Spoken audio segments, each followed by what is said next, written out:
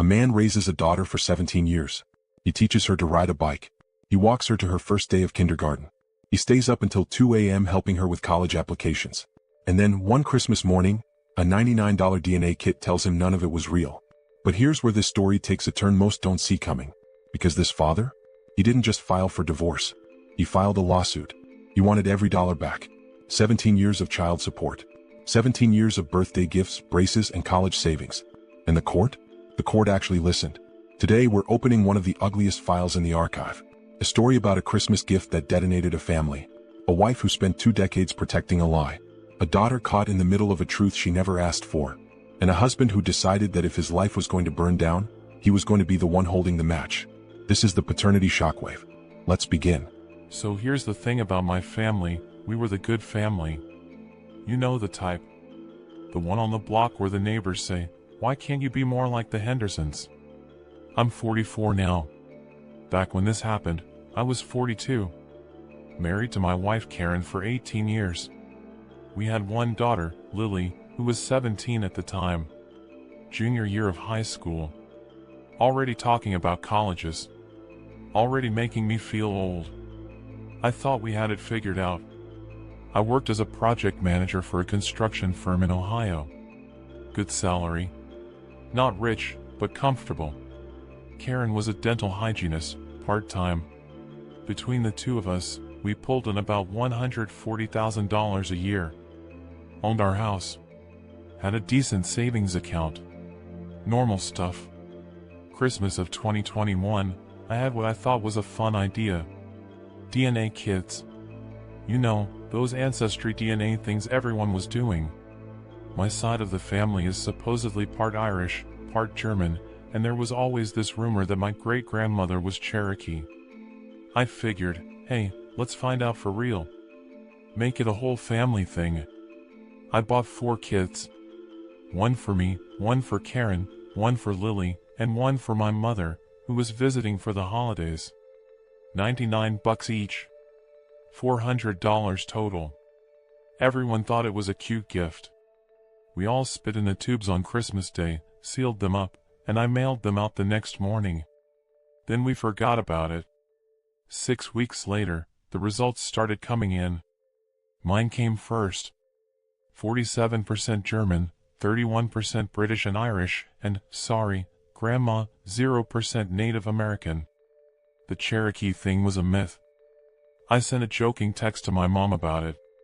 Karen's came next. Mostly Polish and Ukrainian. No surprises there.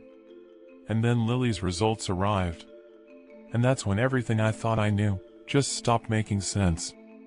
I was sitting at my desk at work when I opened the email. I remember I had a cold cup of coffee next to me. I was half paying attention.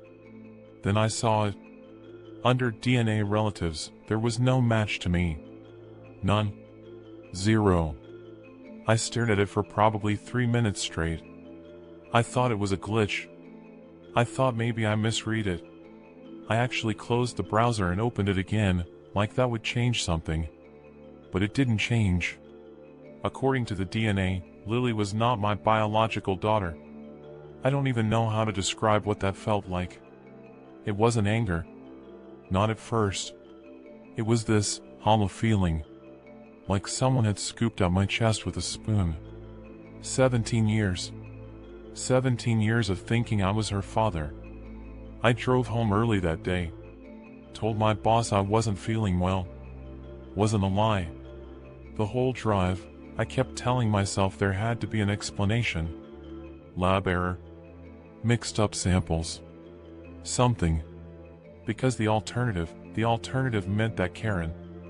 I couldn't even finish the thought. I walked in the house around 3 p.m. Karen was in the kitchen, prepping dinner. She smiled when she saw me. Asked why I was home early. And I put my phone on the counter. Opened the email. And slid it across to her. Explain this. The look on her face, I'll never forget it. It wasn't confusion. It wasn't shock.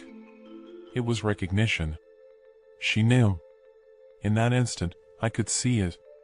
She knew exactly what I was showing her. Her first words? Those tests aren't always accurate. I asked her to say that again. She doubled down. Said she'd read articles about false results. Said we should get a second test before jumping to conclusions. And look, maybe if she'd seemed genuinely confused, I would have believed her. But she didn't. She was deflecting. She was in crisis management mode. I'd been married to this woman for 18 years. I knew what she looked like when she was lying. I told her we'd do a second test. A legal one. Through a clinic. She agreed immediately. Too quickly, actually. Later, I realized she was buying time. Trying to figure out her next move. 3 days later, we went to a paternity testing clinic. Did the whole thing official, chain of custody paperwork, the works. I paid $350 out of pocket because I needed to know. Results came back in 5 days. Probability of paternity, 0%. 0. Not low. Not unlikely. 0. That night, I told Karen we weren't doing this dance anymore. I told her she had one chance to tell me the truth, and if she didn't, I was calling a lawyer in the morning. And finally, she broke. The story came out in pieces. Between sobs and half excuses. Back in 2004, about a year after Lily was born, wait, no. I need to back up. Before Lily was born. In 2003, Karen and I hit a rough patch. We'd been married only a year and a half. Money was tight. I was working 60-hour weeks at a job I hated. We were fighting constantly. During that time, she reconnected with her ex-boyfriend from high school. A guy named Derek. She swore it was innocent at first. Just Facebook messages. Catching up. But then they met for coffee. And then drinks. And then she slept with him. Twice. And 2 months later, she found out she was pregnant. She told me she did the math. She convinced herself the timing meant I was the father. She hoped it was mine. She believed it was mine. But she never knew for sure. And she never told me. For 17 years, she let me raise a child that might not be mine. Let me pay for daycare, braces, dance lessons, summer camps, SAT tutoring. Let me pour my entire heart into a kid who, legally, biologically, wasn't mine. And she knew. She always knew it was a possibility. And she made the decision for me. She took away my right to know the truth. That's when the hollow feeling turned into something else. Rage. The next part is hard to talk about. Because it involves Lily. I need to be really clear here, I never blamed Lily. Not for 1 second. None of this was her fault. She was a kid, a victim of her mother's choices just as much as I was. But in those first few weeks, I couldn't look at her without seeing the lie. Karen and I had to tell her. There was no way around it.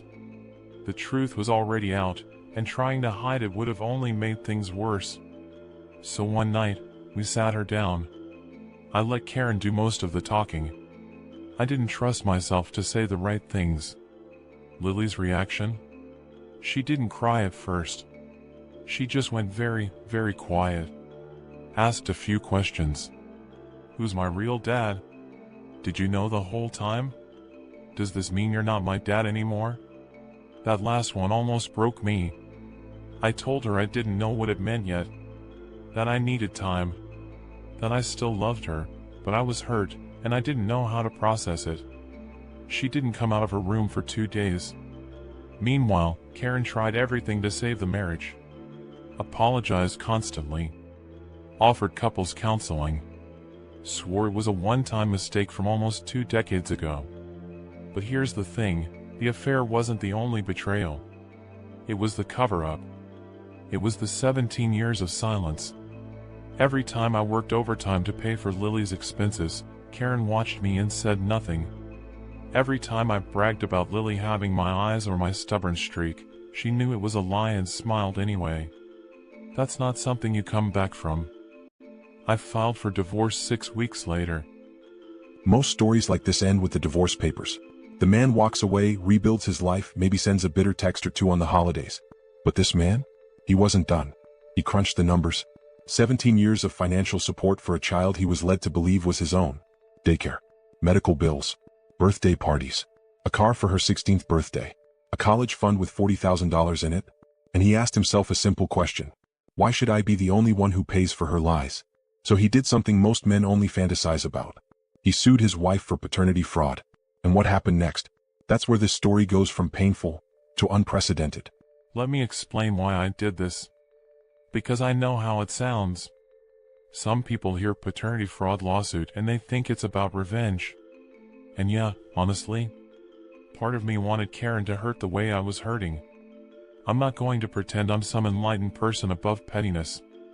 But the bigger reason was practical. I had spent 17 years financially supporting a child under false pretenses. I sat down one weekend with bank statements, receipts, and a spreadsheet. Here's what I calculated. Child support equivalent, for years she worked part-time while I worked full-time, $89,000. Medical expenses, orthodontics, health insurance coverage, $43,000. Extracurriculars, camps, lessons, $28,000.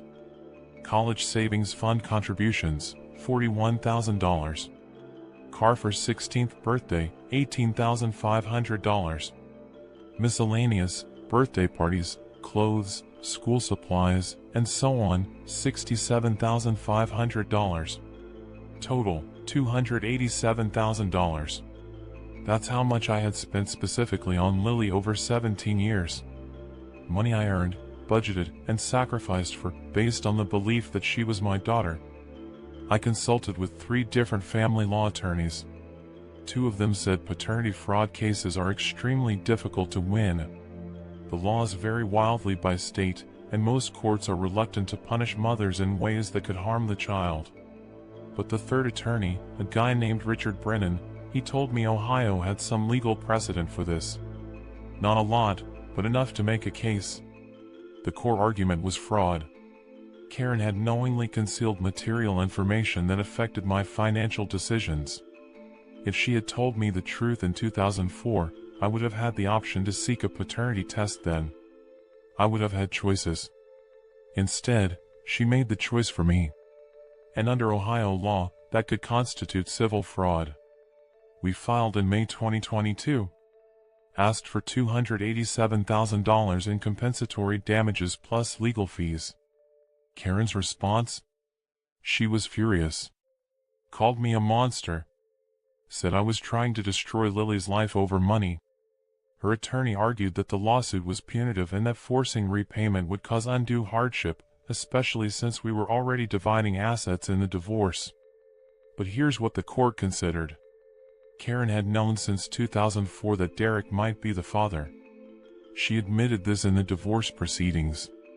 She had chosen not to tell me. And as a result, I had made 17 years of financial decisions based on false information. The judge didn't give me everything I asked for. But she didn't throw the case out either.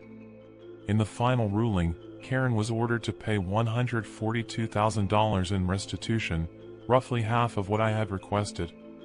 She was also ordered to forfeit her claim to half of the college fund. That $41,000 stayed with me.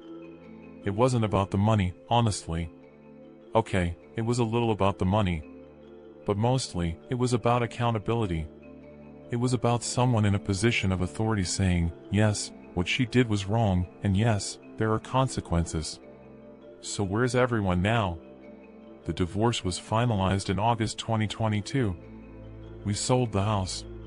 Split the remaining assets, minus the restitution she owed me, which came out of her share. Karen moved in with her sister 2 towns over. Last I heard, she's still working at the same dental office. Her family has mostly sided with her, which, I get it. She's their blood. But a few of her cousins reached out to me privately to say they were sorry. That meant something. The biological father, Derek. I reached out to him. Not because I wanted a relationship, but because I thought Lily deserved to at least have the option. He wanted nothing to do with it. Turns out Derek's married now. Has 2 kids of his own. When I contacted him, he basically panicked. Said he wasn't sure the affair even happened, which was a lie, and then said he wasn't in a position to take on that responsibility. His words. Take on that responsibility. Like Lily was a bill he didn't want to pay. I told Lily. She deserved to know. She didn't say much. Just nodded and went to her room. I think part of her was relieved she didn't have to deal with some stranger inserting himself into her life. But another part of her was hurt. Rejected by a man she'd never even met. As for me and Lily, that's been the hardest part. The first few months after everything came out, our relationship was strained. I was grieving the loss of what I thought my family was. She was confused about who she even was. Neither of us knew how to talk to each other. But here's the thing, she reached out. About 6 months after the divorce, Lily texted me. It just said, "Can we get dinner sometime? I miss you." I almost started crying in the middle of a work meeting. We met at a diner. The first hour was awkward. Lots of small talk. But eventually, she looked at me and said, "I know you're not my biological dad. But you're the only dad I've ever known. And I don't want to lose that." And you know what? Neither did I. We're rebuilding. It's slow. There are still hard days. Sometimes I look at her and the grief sneaks up on me, grief for the alternate life I thought I had.